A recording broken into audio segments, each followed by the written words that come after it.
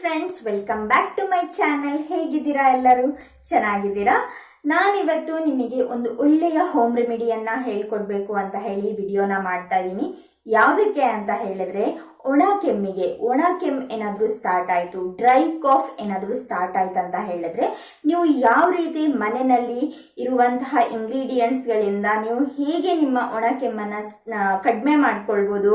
ತುಂಬಾ ಸಿವಿಯರ್ ಆಗಿರತ್ತೆ, ತುಂಬಾನೇ ಏನಂತ ಹೇಳಿದ್ರೆ ಹೊಟ್ಟೆ ಎಲ್ಲ ನೋವು ಸ್ಟಾರ್ಟ್ ಆಗಿರತ್ತೆ, ಎದೆ ಎಲ್ಲ ನೋವು ಸ್ಟಾರ್ಟ್ ಆಗಿರತ್ತೆ. ನೀವು ಆ ಕೆಮ್ಮಿನ ತೀವ್ರತೆಗೆ ಅಂತ ಕಡಿಮೆ ಮಾಡ್ಕೊಳ್ಬಹುದು. ಇವಾಗ ಒಣ ಕೆಮ್ಮು ಹೇಳಿದ್ರೆ ಅದು ಏನಿಲ್ಲ ಅಂತ ಹೇಳಿದ್ರು 1 ವೀಕ್ ಅಂತೂ ಇದ್ದೇ ಇರತ್ತೆ. ಅದಕ್ಕಿಂತ ಜಾಸ್ತಿನೂ ಕೆಲವೊಬ್ರಿಗಿರತ್ತೆ, 15 ಡೇಸ್ 20 ಡೇಸ್ ತಿಂಗಳವರೆಗೂ ಕೆಲವೊಬ್ರು ಅದರಿಂದ ಸಫರ್ ಆಗುವಂತವ್ರು ಇರ್ತಾರೆ. ಸೊ ನಾನ್ ಹೇಳ್ಕೊಡುವಂತ ಈ ಹೋಮ್ ರೆಮಿಡಿಯನ್ನ ನೀವೇನಾದ್ರೂ ಮಾಡಿದ್ರಿ ಅಂತ ಹೇಳಿದ್ರೆ ನಿಮಗೆ ವಿತ್ ಇನ್ 2 ಡೇಸ್ ಅಲ್ಲಿ ಆ ಕೆಮ್ಮು ಕಡಿಮೆ ಆಗುತ್ತೆ. ತಕ್ಷಣ ನಿಮಗೆ ರಿಲೀಫ್ ಸಿಗತ್ತೆ ಡ್ರೈ ಕಾಫ್ ಇಂದ. ಸಾಮಾನ್ಯವಾಗಿ ಈ ಒಣ ಕೆಮ್ಮು ಅನ್ನೋದು ಏನಾಗುತ್ತೆ ಅಂತ ಹೇಳಿದ್ರೆ, ರಾತ್ರಿ ಸಮಯದಲ್ಲಿ ನೀವು ಮಲ್ಕೊಂಡಿರ್ತೀರಾ ಅಲ್ವಾ, ಒಂದು ಗಂಟೆ ಆಗಿರ್ಬೋದು, 2 ಗಂಟೆ ಆಗಿರ್ಬೋದು, ಆ ಟೈಮ್ ನಲ್ಲಿ ನಿಮಗೆ ಈ ಒಣ ಕೆಮ್ಮು ಸ್ಟಾರ್ಟ್ ಆಗತ್ತೆ. ಬೆಳಿಗ್ಗೆ ಆಗೋವರೆಗೂ ನೀವು ಕೆಮ್ತಾನೆ ಇರ್ಬೇಕಾಗತ್ತೆ, ಕಂಟ್ರೋಲಿಗೆ ಬರಲ್ಲ, ನಿದ್ರೆ ಸಹ ಮಾಡೋದಿಕ್ಕಾಗೋದಿಲ್ಲ. ಹಗಲಿಗೆಲ್ಲ ಸ್ವಲ್ಪ ಕಡಿಮೆ ಇರುವಂತ ಕೆಮ್ಮು ಇದೇನ್ ಬಿಡಪ್ಪ ಇನ್ನೂ ಕಡಿಮೆ ಆಗುತ್ತೆ ಅನ್ನುವಂತ ಸಿಚುವೇಶನ್ ಇರುವಂತಹ ಕೆಮ್ಮು ರಾತ್ರಿ ಆದ ತಕ್ಷಣ ಅದು ತುಂಬಾನೇ ಜಾಸ್ತಿ ಆಗತ್ತೆ, ತಡ್ಕೊಳಕ್ಕೆ ಆಗಲ್ಲ. ಅಂತ ಕ್ರಿಟಿಕಲ್ ಸಿಚುವೇಶನ್ಗೆ ಹೋಗ್ಬೇಕಾಗತ್ತೆ. ನಿದ್ರೆ ಇರೋದಿಲ್ಲ, ಅದ್ರ ಜೊತೆನಲ್ಲಿ ತುಂಬಾ ಹೊಟ್ಟೆ ನೋವ್ತಾ ಇರತ್ತೆ, ಎದೆ ಎಲ್ಲ ನೋವ್ತಾ ಇರತ್ತೆ, ಕೆಮ್ಮಿ ಕೆಲವೊಬ್ರಿಗಂತೂ ವಾಮಿಟ್ ಆಗುವಂತ ಚಾನ್ಸಸ್ ಸಹ ಇರತ್ತೆ, ಅಷ್ಟು ಸಿವಿಯರ್ ಆಗಿ ಇರತ್ತೆ. ಅಂತ ಟೈಮ್ ನಲ್ಲಿ ನೀವು ಹೋಮ್ ರೆಮಿಡಿಯನ್ನ ಮಾಡ್ಕೊಂಡು ಕುಡಿದ್ರಿ ಅಂತ ಹೇಳಿದ್ರೆ ನಿಮಗೆ ರಾತ್ರಿ ಸಮಯದಲ್ಲಿ ಒಂದು ಚೂರು ಕೆಮ್ಮು ಸಹ ಬರೋದಿಲ್ಲ. ಅಂಡ್ ವಿತ್ ಇನ್ 2 ಡೇಸ್ ಅಲ್ಲಿ ಆ ಕೆಮ್ಮು ಅನ್ನೋದು ಏನಿರತ್ತೆ ಅದು ಫುಲ್ ಕಂಪ್ಲೀಟ್ ಆಗಿ ಕಡಿಮೆ ಆಗುತ್ತೆ. ನಾನು ಆಲ್ರೆಡಿ ಒಂದು ವಿಡಿಯೋನ ಮಾಡಿದೀನಿ ಒಣ ಕೆಮ್ಮಿಗೆ ಅಂತ ಹೇಳಿ, ಅದನ್ನು ಸಹ ನೀವು ಈ ಹೋಮ್ ರೆಮಿಡಿಯ ಜೊತೆ ನೀವು ಮಾಡಿದ್ರೆ ನಿಮಗೆ 1 ದಿನದಲ್ಲೇ ಕಡಿಮೆ ಆಗುತ್ತೆ. ಅದರ ಲಿಂಕ್ ಅನ್ನ ಸಹ ನಾನು ಐಕಾರ್ಡ್ ಹಾಕಿರ್ತೀನಿ. ನಿಮಗೆ ಯಾರಿಗೆ ಬೇಕು, ಯಾರಿಗೆ ಅವಶ್ಯಕತೆ ಇದೆ ಹೋಗಿ ನೋಡ್ಕೊಳ್ಳಿ. ಇದರಿಂದ ಮನೆಯಲ್ಲೇ ಇರುವಂತಹ ಇಂಗ್ರೀಡಿಯೆಂಟ್ಸ್ ಅನ್ನ ಯೂಸ್ ಮಾಡೋದ್ರಿಂದ ನಿಮಗೆ ಯಾವುದೇ ರೀತಿಯ ಸೈಡ್ ಎಫೆಕ್ಟ್ಸ್ ಗಳು ಆಗೋದಿಲ್ಲ. ಅಂಡ್ ನಿಮಗೆ ಏನು ಖರ್ಚಿಲ್ದಿರ ಹಾಗೆ ನೀವು ಮನೆಯಲ್ಲೇ ಕಡಿಮೆ ಮಾಡ್ಕೊಳ್ಬಹುದು. ಡಾಕ್ಟರ್ ಹತ್ರ ಹೋದ್ರೆ ನಿಮ್ ಬಾಡಿ ಇನ್ನೂ ಹೀಟ್ ಆಗತ್ತೆ, ಅವಾಗ ಕೆಮ್ಮು ಇನ್ನೂ ಜಾಸ್ತಿ ಆಗುತ್ತೆ. ಸೊ ಅದನ್ನ ತಡೆ ಮಾಡೋದಕ್ಕೋಸ್ಕರ ನೀವು ಮನೆಯಲ್ಲೇ ಫಸ್ಟ್ ಮನೆ ಮದ್ದನ್ನ ಮಾಡ್ಕೊಳ್ಳಿ. ಅದಾದ ನಂತರ ಅದ್ರಲ್ಲೂ ಏನಾದ್ರೂ ಕಡಿಮೆ ಆಗಿಲ್ಲ ಅನ್ನುವಾಗ ನೀವು ಡಾಕ್ಟರ್ ಹತ್ರ ಹೋಗಿ. ಇನ್ನೊಂದೇನು ಅಂತ ಹೇಳಿದ್ರೆ, ಇವಾಗ ಜ್ವರ ಶೀತ ಬಂದಿರತ್ತೆ ಅಂತ ಇಟ್ಕೊಳ್ಳಿ. ಫಸ್ಟಿಗೆ ನಿಮಗೆ ಶೀತ ಕಡಿಮೆ ಆಗ್ತಾ ಬರತ್ತೆ. ಶೀತ ಕಡಿಮೆ ಆಗೋದಿಕ್ಕೆ ನೀವು ಟ್ಯಾಬ್ಲೆಟ್ ಅಥವಾ ಏನಾದ್ರೂ ಮನೆಯಲ್ಲಿ ಮನೆ ಮದ್ದನ್ನ ಮಾಡ್ತೀರಾ ಅಂತ ಇಟ್ಕೊಳ್ಳಿ. ಅವಾಗ ನಿಮಗೆ ಹೀಟ್ ಆಗತ್ತೆ. ಹೀಟ್ ಆದಾಗ ಶೀತ ಅನ್ನುವಂಥದ್ದು ಗಟ್ಟಿ ಆಗತ್ತೆ. ಗಟ್ಟಿ ಆದಾಗ ನಿಮಗೆ ಈ ಒಣ ಕೆಮ್ಮು ಸ್ಟಾರ್ಟ್ ಆಗುವಂಥದ್ದು. ಅದಕ್ಕೋಸ್ಕರ ಶೀತ ಎಷ್ಟೇ ಆದ್ರೂ ತುಂಬಾನೇ ಒಳ್ಳೇದು. ನಮ್ಮ ಬಾಡಿನಲ್ಲಿರುವಂತಹ ಕೆಟ್ಟ ಟಾಕ್ಸಿನ್ಸ್ ಗಳು ಹೊರಗೆ ಹೋಗುತ್ತೆ. ಆದ್ರಿಂದಾಗಿ ನೀವು ಶೀತ ಏನಾದ್ರೂ ಬಂತು ಅಂದ ತಕ್ಷಣನೇ ಏನಾದ್ರೂ ಒಂದು ಟ್ಯಾಬ್ಲೆಟ್ ನ ತಗೊಂಡ್ಬಿಟ್ರೆ ಆ ಕಫ ಅನ್ನುವಂಥದ್ದು ನಿಮ್ಮ ಬಾಡಿ ಒಳಗಡೆನೆ ಗಟ್ಟಿಯಾಗಿ ಸ್ಟೋರ್ ಆಗ್ಬಿಡತ್ತೆ. ಇದರಿಂದಾಗಿ ನೀವು ಆದಷ್ಟು ಶೀತ ಏನಾದ್ರೂ ಸ್ಟಾರ್ಟ್ ಆಯ್ತು ಅಂತ ಹೇಳಿದ್ರೆ 2 ಡೇಸ್ ವರೆಗೂ ಯಾವ ಮೆಡಿಸಿನ್ ಅನ್ನು ತಗೊಳ್ಬೇಡಿ. ಏನಪ್ಪಾ ಹಿಂಗೆ ಹೇಳ್ತಿದ್ದಾಳೆ ಅಂತ ಅನ್ಕೊಳ್ಬೇಡಿ, ಇದು ನಿಜ. ನಿಮಗೆ ಜ್ವರ ಏನಾದ್ರೂ ಬಂದಿದೆ ಅಂತ ಹೇಳಿದ್ರೆ ಜ್ವರಕ್ಕೆ ಮಾತ್ರ ನೀವು ಮೆಡಿಸಿನ್ ಅನ್ನ ತಗೊಳ್ಳಿ.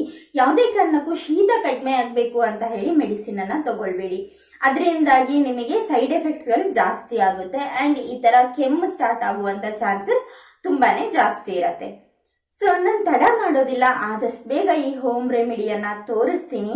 ಅದ್ರಕ್ಕಿಂತ ಮುಂಚೆ ನೀವು ಮಾಡ್ಬೇಕಾಗಿರೋದು ಇಷ್ಟೇ. ಅಲ್ಲೇ ಕೆಳಗಡೆ ಸಬ್ಸ್ಕ್ರೈಬ್ ಅನ್ನುವಂತಹ ಬಟನ್ ಇರತ್ತೆ. ಸಬ್ಸ್ಕ್ರೈಬ್ ಅನ್ನೋದನ್ನ ಟ್ಯಾಪ್ ಮಾಡಬೇಕು. ಅದ್ರ ಪಕ್ಕದಲ್ಲಿ ಬೆಲ್ ಐಕಾನ್ ಇರತ್ತೆ, ಅದನ್ನ ಪ್ರೆಸ್ ಮಾಡಿದ್ರೆ ಅದರಲ್ಲಿ ಆಲ್ ಅಂತ ಹೇಳಿ ಸೆಲೆಕ್ಟ್ ಮಾಡಿದಾಗ ನಾನು ಯಾವುದೇ ವಿಡಿಯೋಸ್ಗಳನ್ನ ಅಪ್ಲೋಡ್ ಮಾಡಿದ್ರು ಸಹ ಫಸ್ಟ್ ನೋಟಿಫಿಕೇಶನ್ ನಿಮ್ಗೆ ಬರುತ್ತೆ. ನೀವೇ ಫಸ್ಟ್ ಹೋಗಿ ನೋಡ್ಕೊಳ್ಬಹುದು. ನಾನು ಆಲ್ರೆಡಿ ತುಂಬಾ ಕಾಯಿಲೆಗಳಿಗೆ ಹೋಮ್ ರೆಮಿಡೀಸ್ಗಳನ್ನ ವಿಡಿಯೋಗಳನ್ನ ಮಾಡಿ ಹಾಕಿದೀನಿ. ಅದರಿಂದ ತುಂಬಾ ಜನಕ್ಕೆ ಹೆಲ್ಪ್ ಆಗಿದೆ ಅಂತ ಹೇಳಿ ಅವರು ಸಹ ನನಗೆ ಮೆಸೇಜ್ ಮಾಡಿ ಹೇಳ್ತಾ ಇದ್ದಾರೆ. ನಿಮಗೂ ಸಹ ಯೂಸ್ ಆಗತ್ತೆ, ನಿಮ್ ಫ್ರೆಂಡ್ಸ್, ನಿಮ್ ಫ್ಯಾಮಿಲಿ ಎಲ್ಲರಿಗೂ ಯೂಸ್ ಆಗತ್ತೆ. ಆದಷ್ಟು ವಿಡಿಯೋನ ಶೇರ್ ಮಾಡೋದಕ್ಕೆ ಪ್ರಯತ್ನ ಪಡಿ. ಆದಷ್ಟು ಶೇರ್ ಮಾಡಿ. ನಿಮ್ಮ ವಾಟ್ಸ್ಆಪ್ ಗ್ರೂಪ್ ಆಗಿರ್ಬೋದು, ಫೇಸ್ಬುಕ್ ಅಲ್ಲಿ ಆಗಿರ್ಬೋದು, ಯಾವ್ದ್ರಲ್ಲಾದ್ರೂ ಶೇರ್ ಮಾಡಿ. ಇದರಿಂದ ತುಂಬಾ ಒಳ್ಳೇದಾಗತ್ತೆ ಬೇರೆಯವರಿಗೂ ಸಹ. ಬನ್ನಿ ವಿಡಿಯೋನ ಸ್ಟಾರ್ಟ್ ಮಾಡೋಣ. ಫಸ್ಟಿಗೆ ನೀವು 1 ಲೋಟ ಬಿಸಿ ಹಾಲನ್ನು ತಗೊಳ್ಬೇಕಾಗತ್ತೆ. ಕೆನೆ ಸಹ ಇರಬೇಕು ಅದರಲ್ಲಿ. ಇಲ್ಲಿ ನಾನು ಕಾಣಿಸ್ತಾ ಇರ್ಬೋದು ನಿಮಗೆ, ಚಿಕ್ಕದಾಗಿ ಕೆನೆ ಸಹ ಇದೆ. ಕೆನೆ ಭರಿತವಾದ ಹಾಲನ್ನು ತಗೊಳ್ಬೇಕು. ಅದನ್ನ ಸೋಸ್ಕೊಳ್ಬಾರ್ದು, ಕೆನೆ ಇರಬೇಕು ಅದರಲ್ಲಿ. ಆ ಬಿಸಿ ಹಾಲಿಗೆ ಒಂದು ಅರ್ಧ ಸ್ಪೂನಷ್ಟು ಅರಿಶಿಣ ಪುಡಿಯನ್ನು ಹಾಕ್ಕೊಳ್ಳಿ. ಮನೆಯಲ್ಲೇ ಮಾಡಿರುವಂತಹ ಫ್ರೆಶ್ ಅರಿಶಿಣ ಪುಡಿ ಇದ್ದರೆ ತುಂಬಾ ಒಳ್ಳೆಯದು. ಅದಾದ ನಂತರ ಒಂದು ಅರ್ಧ ಸ್ಪೂನ್ನಷ್ಟು ಬೆಣ್ಣೆಯನ್ನು ನೀವು ಇದಕ್ಕೆ ಹಾಕ್ಕೊಳ್ಬೇಕಾಗತ್ತೆ. ಬೆಣ್ಣೆ ಹಾಕಿದ ತಕ್ಷಣ ಅದು ಕರಗೋಗತ್ತೆ. ಯಾಕಂದರೆ ಬಿಸಿ ಹಾಲಿಗೆ ನೀವು ಬೆಣ್ಣೆಯನ್ನು ಹಾಕ್ತಾ ಇರೋದ್ರಿಂದ ಅದು ಕರಗುತ್ತೆ.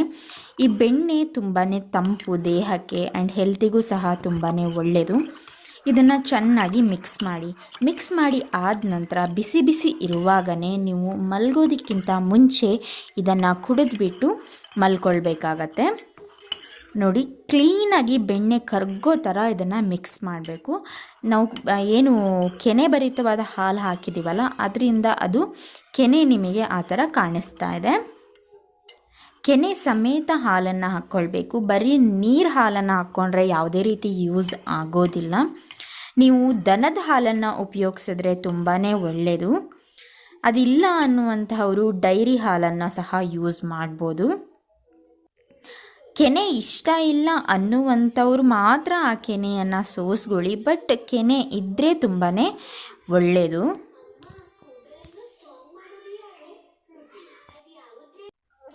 ನೋಡಿದ್ರಲ್ಲ ಫ್ರೆಂಡ್ಸ್, ಹೇಗೆ ನೀವು ನಿಮ್ಮ ಒಣ ಕೆಮ್ಮನ್ನು ನಾನು ಹೇಳ್ಕೊಟ್ಟಿರುವಂತಹ ಈ ಹಾಲು, ಅರಿಶಿಣ ಪುಡಿ ಮತ್ತು ಬೆಣ್ಣೆಯಿಂದ ಹೇಗೆ ಕಡಿಮೆ ಮಾಡ್ಕೊಳ್ಬೋದು ಅಂತ ಹೇಳಿ. ನಿಮಗೆ ಕೆಮ್ಮು ಎಷ್ಟು ದಿನದವರೆಗೆ ಇರತ್ತೆ ಅಷ್ಟು ದಿನನೂ ನೀವು ಇದನ್ನ ಕುಡಿತಾ ಬನ್ನಿ. ನಿಮಗೆ ಆದಷ್ಟು ಬೇಗ ಕಡಿಮೆ ಆಗುತ್ತೆ. ನಾನು ಆಲ್ರೆಡಿ ಹೇಳಿರೋ ಹಾಗೆ 2 ದಿನದಲ್ಲಿ ನಿಮಗೆ ಕೆಮ್ಮು ಕಂಟ್ರೋಲಿಗೆ ಬರುತ್ತೆ. ನಾನು ಅವಾಗಲೇ ಹೇಳಿದ ಹಾಗೆ ನಾನು ಮೊದಲೇ ಒಂದು ವಿಡಿಯೋನ ಮಾಡಿದ್ದೀನಿ, ಅದನ್ನು ನೋಡಿ ಆ ಹೋಮ್ ರೆಮಿಡಿಯನ್ನು ಅದ್ರ ಜೊತೆ ಮಾಡಿ. ಇದು ನೈಟ್ ಟೈಮಲ್ಲಿ ಮಾತ್ರ ಮಾಡಬೇಕು, ಡೇನಲ್ಲಿ ಮಾಡಬಾರ್ದು. ನೀವು ಮಲಗುವಂತ ಟೈಮ್ನಲ್ಲಿ ಈ ಹೋಮ್ ರೆಮಿಡಿಯನ್ನ ಮಾಡಬೇಕು. ಅದೇ ರೀತಿನಲ್ಲಿ ನಾನು ಇನ್ನೊಂದು ವಿಡಿಯೋ ಹಾಕಿದ್ದೀನಲ್ವಾ, ಅದನ್ನ ನೀವು ವಿಳ್ಳೆದೆಲೆಯ ಹೋಮ್ ರೆಮಿಡಿಯನ್ನ ನೀವು ಡೇ ಫುಲ್ ಮಾಡ್ಬೋದು. ಡೇ ಫುಲ್ ಅದನ್ನ ಟ್ರೈ ಮಾಡಿ. ಇದರಿಂದಾಗಿ ಖಂಡಿತವಾಗ್ಲೂ ನಿಮ್ಗಿರುವಂತಹ ಒಣ ಕೆಮ್ಮು ಕಡಿಮೆ ಆಗೇ ಆಗತ್ತೆ. Thank you for watching. Bye.